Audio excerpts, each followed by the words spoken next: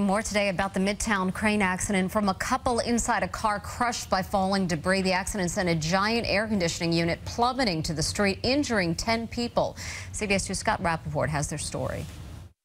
The visibility at one point was zero, and all we heard was debris falling. Gregory Welch of Elmont, Long Island, is describing the moment he thought he and his wife were going to die. The moment a 30,000-pound air conditioning unit being hoisted by a crane came careening from the sky, 28 floors above Madison Avenue between 38th and 39th Street, raining huge chunks of debris onto his black SUV. Welch had been in the city with his wife Priscilla, dropping off their daughter about a block away just before the crane accident, which demolished the back seat of his car, where just moments before his daughter had been sitting. What would have happened if your daughter was still back there? I don't even want to think about that.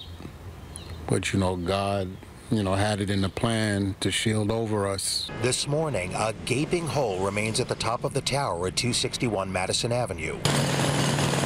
While below on the street, crews at work telling us they were repairing a broken pipe caused from the impact of yesterday's accident. I mean, that's scary.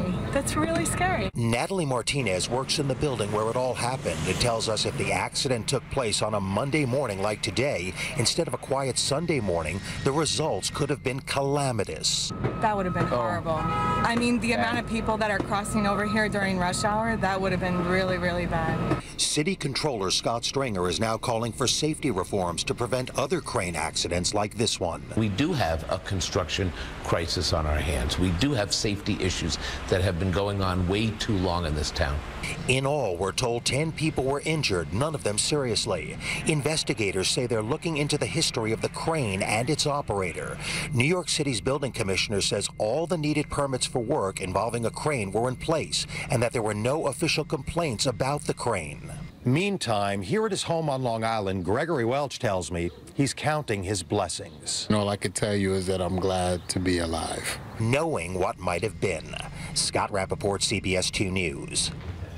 Traffic on Madison Avenue remains closed from 34th to 41st Streets.